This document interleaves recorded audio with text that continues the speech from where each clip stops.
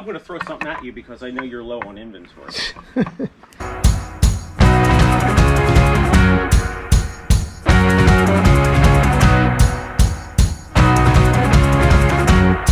Hey everybody, so in this video I'm looking at a huge collection of bats that a friend told me about. He had them in his storage unit, so I was meeting him there, and he's about to open the door here. An incredible collection. You'll see I think there's 235 bats here. So I go through them, pulling out some stuff I want to buy, but you'll see the negotiation and the interaction gets more interesting as it goes. So I hope you enjoy watching. I'm going to open that side too so that you can have more sunlight. Okay, cool. Light come through. I didn't clean the bats. I didn't do anything to it. Okay. The bats all came out of the same estate, or is it all different? So there they are. Okay. Mixed in, the good, the bad, and the ugly. Yeah, no. Dollar items, multi-$100 items, they're all mixed in. Okay, cool. I'm going to go around and unlock. Okay, cool.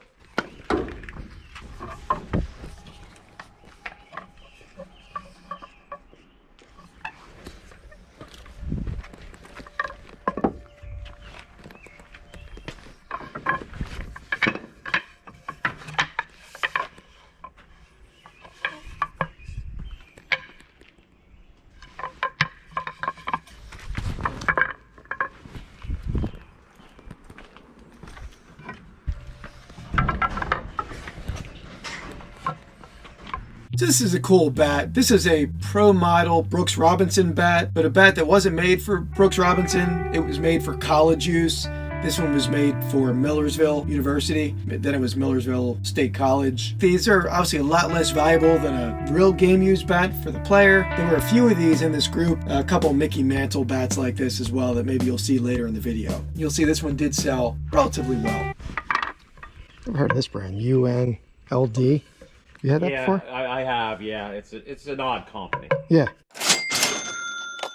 So this bat is a Joe DiMaggio bat. Did sell pretty quick. It actually sold to an international buyer.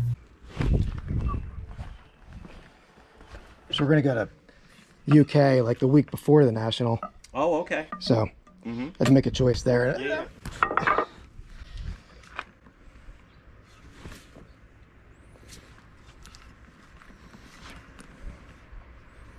You talking about this? Cy Williams, maybe? Oh, yeah. Yeah, that's Cy Williams. Okay. Yep, it's a Reach Cy Williams. Okay, cool.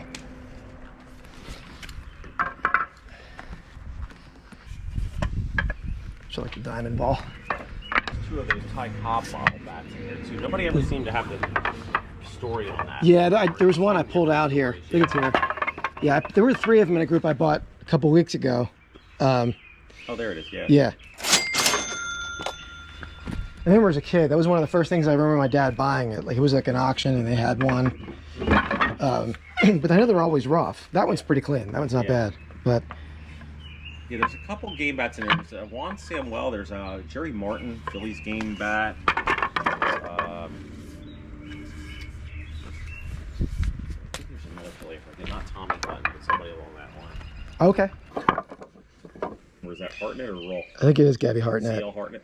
Gabby Hartnett was a catcher for the Chicago Cubs in the 20s and 30s. Had the interesting nickname Old Tomato Face. Not a really flattering nickname. This was a Spalding Resolite bat. Sold pretty well, as you see. It's pretty good memory if you remember just from loading him in there, right? Yeah. Well, I had to look at him to assess the collection, and then certain things stand out. Oh, sure.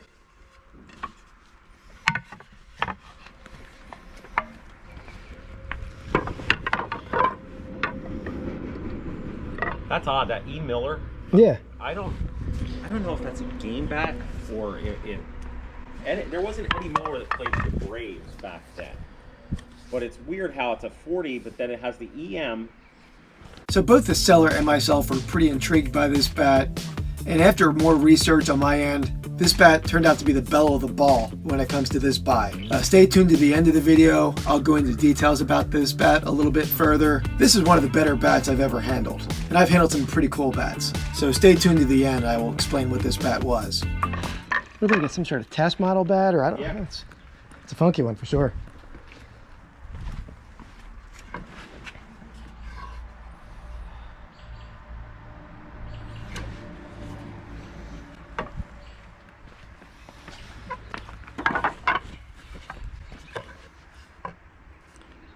That one's a Cobb, it looks like. No decal, but it's still a nice bat. Yeah, that's a Cobb Sands decal. Yeah. Yep. I don't know what team that is, the pitcher's bat. Interesting. I don't know if I ever saw that before. I'm sure you have. Oh, yeah. And there is one cool one in here. There's a like a fungo bat. Oh, really? It's burned in like that, and it says Senators. So Oh, okay. Washington Senators. I would imagine it's the late 60s, early 70s Senators. Okay. It says Senators, which is obviously a collected defunct team. Yeah. So as you can see, to this point I've been separating bats into two piles, a pile that I wanted to buy, a pile that I was probably going to leave behind. That strategy is going to change soon after more discussion with the seller, but you see me here grab a Mickey Mantle college game used bat, similar to that Brooks Robinson that I showed earlier, as well as a Ty Cobb bat. This is a Ty Cobb Junior model bat, definitely not as desirable as the full size. You can never go wrong with the Ty Cobb bat. 25 years ago or more. I kept staring at it because you thought this had to be repainted. This had to be. Oh, really? Was that good? So good. You get a discount for setting up outside, right? If you're an inside dealer, or some fashion. No, You don't? I don't remember. I mean, it's only $15 in the field and $30. Oh, that's not. Yeah, you don't need much of a discount on top of that. Then. Yeah, it's not bad. And in the wintertime, after Thanksgiving, he does the pavilion for half price. He does the pavilion for $15. Okay. People. And we had kind of a mild winter, so it really wasn't that bad, except for a couple few weeks out there. I'm going to throw something at you because I know you're low on inventory. There's approximately 240 bats here. There's 5 more in the back there. If you wanted everything, $4,000, which is about $15 or $17 a bat. 4,000. Okay. Yeah. Let me ponder that a second. I'll look back at this stack because obviously the money's going to be over here. The money's going to be over there. Yeah. There's a couple halfway decent ones in the back there. Okay. But let me do my math again. Yeah. 220.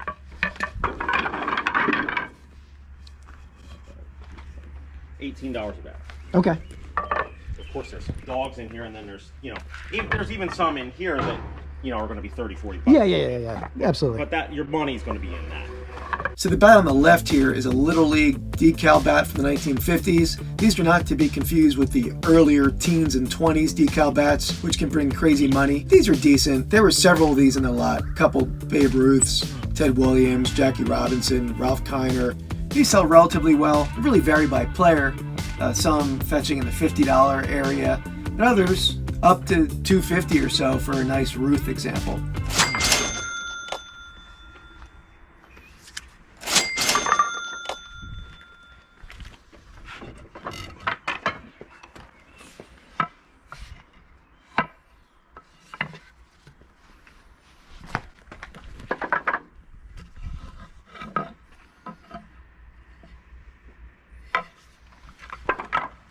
It's amazing how much space 220 bats takes up, Yeah, right? I mean, and I actually brought them over in this, and my wheel wells were almost toast. Oh, wow. Yeah. Do you know the story about those? Like the certain model numbers match up? Oh, yeah, certain rights to the player. Yeah, So if absolutely. you have that, like the 1928 through 32 D&M catalogs, if you have one of those catalogs, it shows the bats in there and it lists the players. Like 68 could be like a Gehrig, or 68 could be a Ruth or a Fox. Now that you say that, I had done that before. And there was another company I did that with too. Was it maybe Reach? Does Reach ever do that? Or don't remember. The only one I remember doing that with was D&M. It could be Wright Didson. Okay. They didn't have a lot of contracts with a lot of guys. You said there was like a small group. Oh, right here, this box. Yeah, that's a small group that would be in. Okay. Into this, yes. There's a Jackie that's been repainted. Yeah, I see the decal. But I think there is a clean Williams maybe back there. I know there's a George Kelly that's kind of beat up. The Calavito bat. The Calavito's neat because I think that's the one with the fiberglass grip. No. Maybe it did. I mean, it might have had it. Yeah. That's supposed to have that. It's very odd. That usually only comes on Little League bats. Most adult bats they didn't make with a fiberglass grip. That's supposed to be on there. Oh, interesting. Yeah. Nice break catching on that one.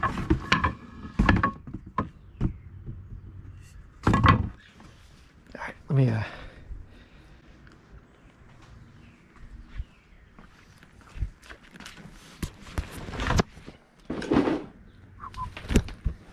Your storage unit's a lot more organized than mine ever was, though. Oh, this isn't organized. You should have rows. Yeah. I mean, I moved out all my storage units into a warehouse. Yeah. But I mean, it's like still a disaster in there. So you're just mounding it. Yeah. I mean. Yeah, I at least when I brought this in here decided I was going to at least have some rows in here until I can sort it. Yeah, no, that was smart. I do have other units, but like I said, some of these boxes I haven't gone through since the first time I assessed it and made them the offer.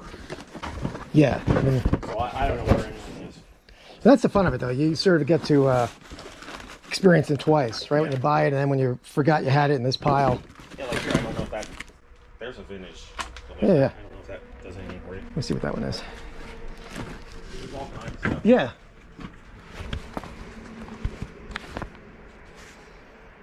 It's Ed West. Yeah, it's not a bad one.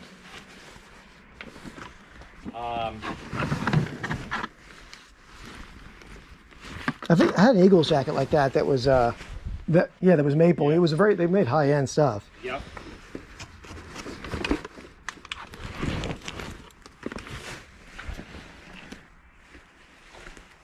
What do you think on the Yankees?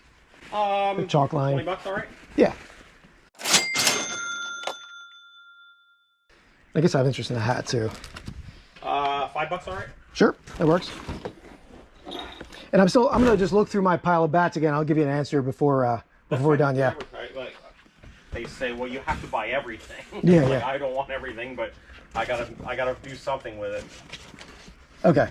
But you'll sort it prior to that. Like, no, there's not a $1,000 item in there. It's gonna be yeah. Well, I don't mind bringing those pieces over, but it's a select few of you guys that buy those. Yeah. I just show them to you privately in the parking lot. Most of the time, I try to set up with something $20 and under. Okay. Well, it ruins the rest of your day too on something. Yeah. Even though you get a nap, you can't really get into the rhythm.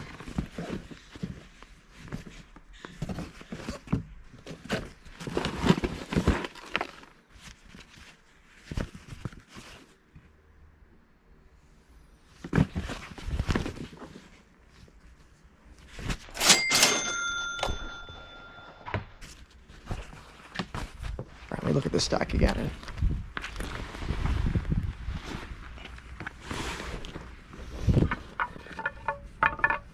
So at this point, I'm going through the bats, just trying to get a little bit of a mental calculation as to where I might expect to be able to sell these at.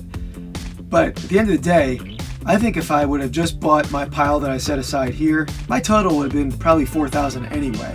I had pulled out some high-end bats, some game-used bats. There's 2 Ty Cobb bats, and there was still some good stuff in the larger pile on the other side, including several of those Ty Cobb ball bats. I only had left them in the other pile because I already had a couple of them from a recent buy at that point. So it really didn't make sense for me not to buy it all. I think probably be paying about the same either way, to be honest, if we would have broken it down bat by bat. So 4, and then on this stuff you said, I think you said 25, and I pulled these 2 out, and then the pennant. Tell you what, make it it's an odd number. Make it $4,025 for everything. Okay. Does that work? That works. Right. I'm gonna put this stuff in last. That way I can, since the stuff I pulled out, maybe a little bit better. It's amazing these bat collections. Yeah. Right, like. And this is not the largest one I ever bought at one time. I bought 280 something at one time, and this was 235.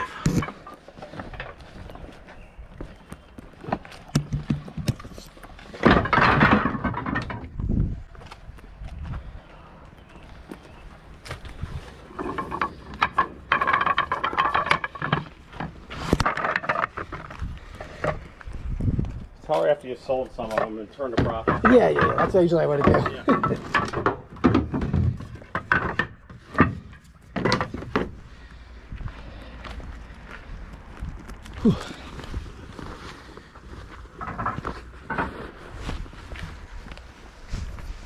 All right.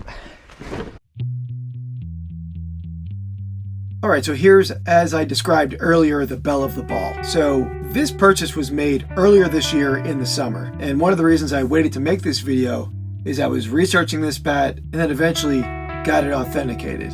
So I wanted that process to play out before I made the video. So what my research found, and was confirmed by JSA, was that this bat was a game-used 1931 Negro Leaguer bat used by a player named Edward Alonzo Miller, also known as Eddie Miller. Eddie Miller played from 1924 to 1931 with such teams as the Chicago American Giants, Homestead Grays, Indianapolis ABCs, and the Cleveland Cubs. Negro League game-used bats are very rare, and comping this bat out proved very challenging, but as you'll see here shortly, this bat did sell very well. I appreciate you watching, and please subscribe.